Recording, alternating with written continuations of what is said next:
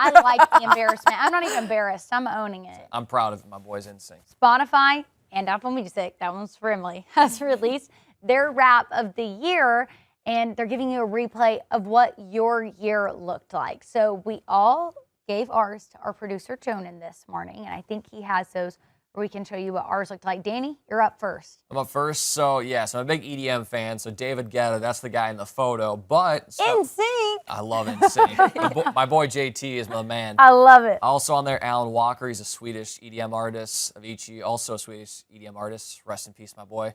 And then Gym Class Heroes for a little late 2000s. What are you laughing at? Little 2000s, early 2010s. I'm laughing at Despacito. And we had, that's a good song. I love Despacito. I'm loving NSYNC. So I want to talk about the NSYNC Christmas album. Merry Christmas, Happy Holidays.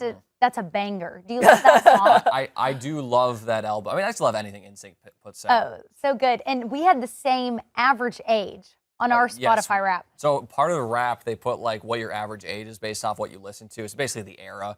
So we both got 34. So we were made to be millennials. We just ended up being Gen Z. Yes, exactly. Because the music was better then for millennials, right? Like the 2000s, 2010. Yeah, and I grew up with older siblings as well who are about that age. So I think that's what helped. So that's why NSYNC was pretty popular because my sister loves NSYNC.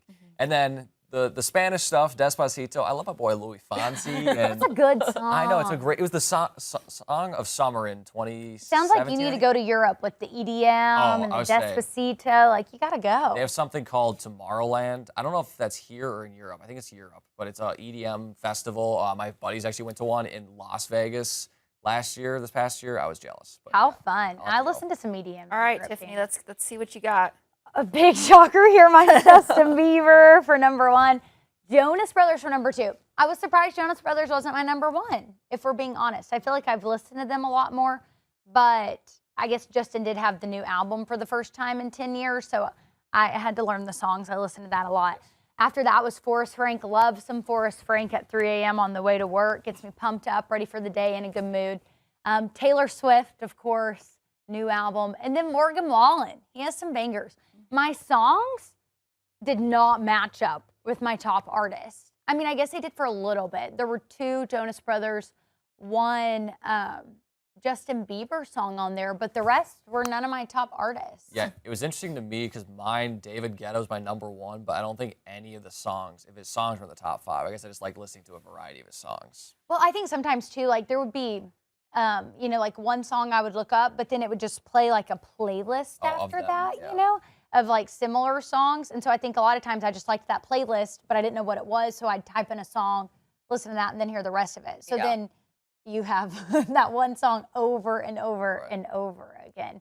All right, Emily, your Apple Music. Yes, I am not a Spotify girly. So it's only top 3? That's also yeah, they a debate. only do top 3. Also, all of my top songs were Sabrina Carpenter. But my top artist is Taylor Swift. And her album, none of her songs are in my top. So I also think it's just because, like, since they're your top artist, you probably just listen to a lot of their music, but you're not listening to the same thing over and over again. Yeah, you know? for sure. And they play similar music, too. Yeah. I'm shocked that all of your top songs weren't Taylor Swift with the new album coming out. Apparently, I was listening to Sabrina Carpenter more. You liked Sabrina's new album more. Yes. Huh? Yeah, my top artists were Taylor Swift, Sabrina Carpenter, and Kelsey Ballerini. Yesterday when you told me this, I said, who are you mad at? Yeah.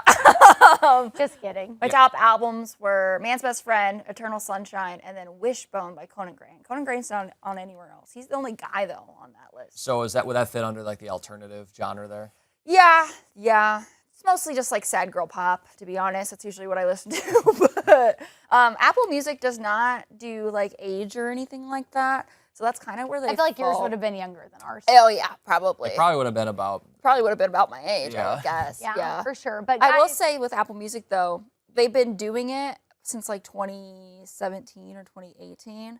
And you can kind of cheat with it because you have access to the replay playlist all year. Oh. So if you click on it, you can see what your top songs are. And if you're like, oh, that's embarrassing, I can listen to something else about it. Nah, I like the embarrassment. I'm not even embarrassed. I'm owning it. I'm proud of my boys NSYNC. And speaking of Justin Bieber and NSYNC, it's time for those Christmas albums to come out. Absolutely. Nothing beats a Justin Bieber Christmas album.